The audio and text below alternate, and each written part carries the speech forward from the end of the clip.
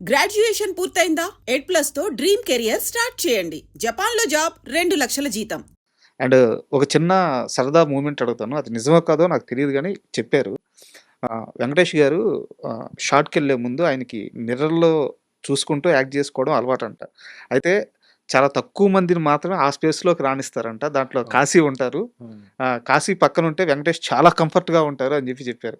ఆయన ఆ ప్రిపరేషన్ ఎలా ఉంటది సార్ వెంకటేష్ గారిది షాట్‌కెళ్ళే ముందు? అంటే అది జనరల్‌గా భుజం మీద చేసి ఆయనైనా బాలకృష్ణ గారైనా సరే బాగా క్లోజ్. సీను చెప్పమన్నప్పుడు చెప్పమ్మా సీను అని చెప్పి నేను చెప్తూ ఉంటే వాళ్ళని మళ్ళీ ఇంకోసారి మర్చిపోతే మళ్ళీ అందించి అలాగనేది జరుగుతూ ఉంటుంది. అది ప్రతి సినిమాకి ప్రతి అసోసియేట్ తోటి హీరోలకి అవసరం కాబట్టి బాగా కంఫర్ట్ ఉన్న వాళ్ళని తీసుకెళ్తారు. వెంకటేష్ గారు కలిసి ఉన్నవాళ్ళలో ఫొటోస్ అన్నీ తీసుకెళ్తా ఉంటే కింద పడిపోతాయి. అవి చూస్తూ ఉంటే ఆ పిన్ని అత్తాళ్ళ మూమెంట్స్ అన్నీ ఉంటాయి. ఆ సీన్ చాలా బాగుంటుంది. ఏంటి ఇన్ని ఫోటోలు తీసావా నువ్వు, భలే తీసావా అని అడిగితే, అవును రేపు మేము మా ఊరు వెళ్ళిపోతాం కదా, మళ్ళీ తాతయ్య వాళ్ళు పిలిస్తేనే కదా మేము వచ్చేది. ఆడికి వెళ్ళిన తర్వాత నేను ఉద్యోగానికి వెళ్తే పిన్ని నేను ఇలా ఉద్యోగానికి వెళ్తాను విష్ చేయని ఆ ఫోటోకి దండం పెట్టుకోవచ్చు మామయ్య ఇలా ఇలా. ఆ సీను ఎక్స్ట్రాడినరీ సీన్. అది మేమిద్దరం కలిసి కూర్చొని కోఆర్డినేట్ చేసుకుని నా భుజం మీద చేసి ఆయన ప్రాక్టీస్ చేస్తున్న విధానం ఎక్సలెంట్. ఆ సినిమాలో కూడా కళ్ళంట నీళ్ళు పెట్టేస్తుంది. చాలా బాగుంటుంది సార్ సీన్. అదే సీను నాకు పర్సనల్గా కూడా ఉపయోగపడింది. ఓకే. నచ్చావలిలో మొత్తం నేను యాక్టర్ అయిన తర్వాత ఫస్ట్ టైం కామెడీ సీన్స్ మామూలు అన్ని సీన్స్ అన్నీ అయిపోతున్నాయి.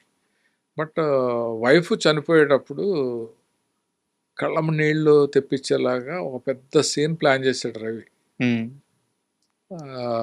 నిన్ను టేకెన్ ఫర్ గ్రాంటెడ్ లాగా చూశాను నేను. తలనొప్పి అంటే నేను పట్టించుకోలేదు. ఒక అమృతాంజనం సీసా కూడా తీసుకురాలేదు. కానీ క్యాన్సర్ వచ్చి నువ్వు చనిపోతున్నావు, ఇప్పుడు నేను ఎలాగా నా కొడుకుని ఎలా అనే సిచ్యువేషన్లో ఆ సీన్ చేసేటప్పుడు నాకు ఎలాగ యాక్టర్ కాదు, నేను డైరెక్టర్ మనోడు యాక్టర్ చేశాడు నమ్మకంతో. ఇప్పుడు వరకు ఫన్నీ సీన్స్ అన్నీ బాగానే వచ్చినాయి, ఈ సీన్ ఎలాగా అనుకుంటే ఓ రోజు ప్లాన్ చేశాడు. ఆ రోజు వద్దు రవి రేపు పెట్టచ్చు కదా అని అంటే, లేదు నువ్వు చేసేస్తావు అన్నాడు. నేను పక్కెళ్ళి సీన్ ప్రాక్టీస్ చేయకుండా దేవుళ్ళందరికీ దండం పెట్టుకుని ఈరోజు ఎలాగైనా క్యాన్సిల్ అయితే బాగుండని చెప్పి అనుకున్నాను షూట్. నేను అనుకోవటం దేవుడు చేశాడు ఆవిడ చేశాడు. అది ఒక ట్యూబ్ లైట్ల మీద ప్యాన్ చేసి ఆ కారిడార్లో టేబుల్ అక్కడ బెంచ్ ఉంటే దాని మీద కూర్చొని ఉంటాను, పక్కన తనీష్ ఉంటాడు. ఆ ట్యూబ్ లైట్లు వరుసగా 3 అన్న పేలిపోయినాయి. పేలిపోతే ఎక్కడో రామోజీ ఫిలిం సిటీ అమీర్పేట వెళ్ళి రావాలి, టైం లేదా. సరే అది ప్యాకప్ రేపు చేసుకుందాం అన్నాడు. అప్పుడు నేను రూమ్కి వెళ్ళిపోయి మీకు గ్యాప్ దొరికింది. నేను తారాలోనూ రూమ్ వేయమని, నేను ఇప్పుడు సిటీ రాను ఇక్కడే ఉంటానని చెప్పి ఆ రోజు 1 గంట వరకు ఈ సీన్ ఎలా చేయాలని చెప్పి అప్పుడు నాకు వెంకటేష్ బాబు తను ప్రాక్టీస్ చేసిన విధానం నా భుజం మీద చేసి నాకు చెప్పటం, చెప్పేటప్పుడే కళ్ళం నీళ్ళు రావటం, అది కరెక్ట్ ఎమోషను. దాన్ని పట్టుకుని చేద్దామని చెప్పి ప్రిపేర్ అయిపోయి మర్నాడు షూటింగ్కి వెళ్ళి టేక్ 1లో ఓకే చేసి మానిటర్ దగ్గర చూసే వాళ్ళందరూ కళ్ళం నీళ్ళు వచ్చి, రవిబాబు కూడా చంపేసావు కాసి అదరగొడేసావు నువ్వు మామూలుగా అని అనేసి వెళ్ళిపోయాడు. సో ఆ రేంజ్లో నాకు అది ఉపయోగపడింది. ఆ సినిమా చూసాక కూడా నచ్చావులేలో నవ్విచ్చాడు, ఏడిపించాడు, అన్ని ఎమోషన్స్ పండించాడు అనే పేరు రావటానికి కూడా కారణం. Correct sir. నాకు ఆ సీన్ అంతా గుర్తుంది. అంటే బయట అలాంటి క్యారెక్టర్లు చాలా ఉంటాయి సార్ బయట. భార్యని అంటే వాళ్ళు ఏదో ఇబ్బంది పెట్టాలని కాదు, భార్యని ఒక గ్రాంటెడ్గా తీసేసుకోవడమే. నా మనిషి, నేనేం చెప్పినా చేస్తుంది, నా కోసం ఏమన్నా చేస్తుంది. ఎంత మంచి రవిబాబు ఎంత మంచి సీన్ డిజైన్ చేశాడంటే దాంట్లో చాకలోడు బట్టల మూటలు తీసుకొస్తే చాకలి ఆ మూటలన్నీ ఉదాని మీద పెట్టుకుని ఒకటి వెళ్తూ ఉంటే అది బ్యాలెన్స్ తప్పి మూట కింద పడిపోతుంది. అర్రే చూసుకోవా అని చెప్పి నేను మూట తీసుకెళ్ళి ఆ పైన పెడతాను, కానీ ఒక 2 మూటలు నేను మోసుకుని లోపలికి తీసుకెళ్ళటం చేయండి. అవును. సో అంత టేకెన్ ఫర్ గ్రాంటెడ్ అంటారు, అలాగా చూశాను నేను. నీకు ఏ హెల్ప్ చేయలేకపోయాను అని బాధపడే సీక్వెన్స్గా అన్నీ కూడా చాలా బాగా. కాశీ విశ్వనాథ్కి రవిబాబు మంచి చేశాడా చెడు చేశాడా? మీ జీవితంలో ఆయన రూల్ ఏంటి? కాశీ విశ్వనాథ్కి మంచి చేశాడా చెడు చేశాడా అని అంటే మంచి చేశాడు. ఉమ్, అంటే ఒక నాలో ఉన్న యాంగిల్ నాకే తెలియని ఒక కోణాన్ని బయటకు తీసుకొచ్చి నేను ప్రొఫెషనల్గా నటుడిని అవ్వాలి అని అవుతానని నమ్మి నాకు వేషం ఇచ్చి నన్ను నేను ప్రూవ్ చేసుకునేలాగా. అంటే నటుడు అవటం అనేది పూర్వజన్మ సుకృతం. బాలకృష్ణ గారు చెప్పాడు. ఉమ్, ఆయన నాకు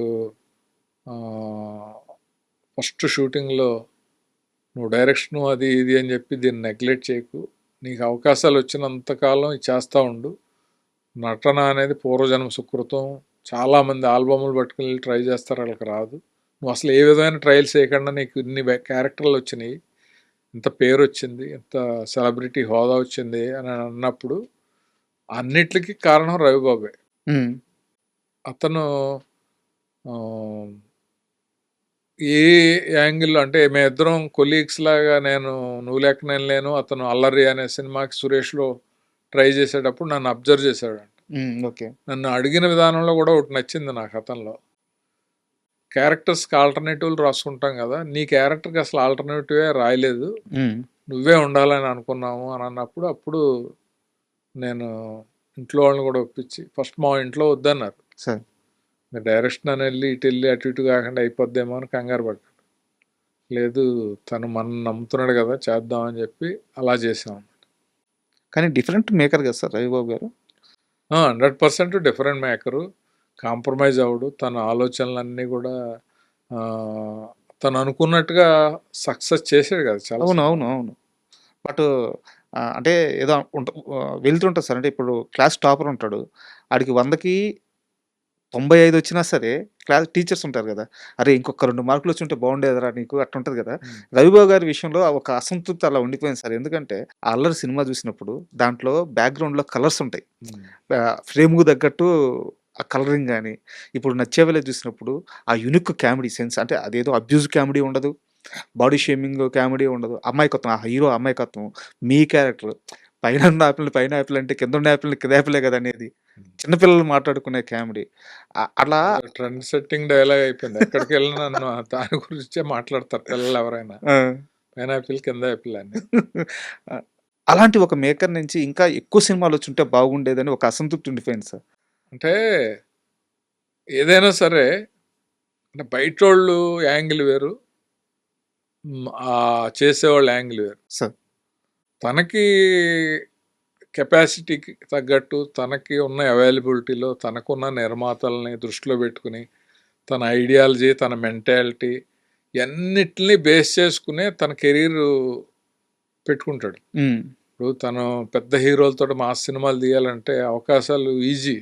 ఫాదరు రామారావు గారితో ఉన్నాడు, బాలరవిబాబు నాకు తెలిసి నాకెందుకు కథ రాయవు అని అడుగుతూ ఉంటాడు, రవిబాబు గారు బోల్డ్ సార్లు అడిగాడు. అన్నీ ఉండి కూడా తనేంటంటే సెట్లో తను ఏమనుకుంటే అలాగా ఒక డిక్టేటర్లా ఉంటాడు. అలా ఉండాలి అంటే మేకర్స్ తోటి కానీ స్టార్స్తో కానీ కుదరదు. బట్ ఆ స్టైల్లో నేను చేయలేను కాబట్టి అతను వద్దనుకుంటాడు. ఇప్పుడు ఉన్న స్టైల్లో అతను చేసుకుంటున్నాడు కాబట్టి చేసుకుంటున్నాడు, ఏదైనా సాటిస్ఫాక్షనే కదా. And for more videos, please subscribe to iDream. Please subscribe to iDream. Please subscribe iDream. And please subscribe to iDream. For more videos, subscribe to iDream. please like, share and subscribe to the channel. Congratulations, iDream. Subscribe to iDream. Subscribe to iDream. So subscribe to iDream Media. iDream ki iDream team andarki huge congratulations. Please subscribe iDream Media. Please subscribe to iDream. Subscribe iDream. Please subscribe to iDream. iDream అంటే నా కళల ఛానల్ను subscribe చేసుకున్న నోరు తిరుగుతలేదు, మీరైతే గంట గుర్తు కొట్టండి. For more such videos, please subscribe to iDream. Subscribe to iDream. Please subscribe to iDream. Please subscribe iDream Media. Please do subscribe to iDream. Please subscribe to iDream Media. For best entertainment and information, please subscribe iDream. And don't forget to subscribe to iDream.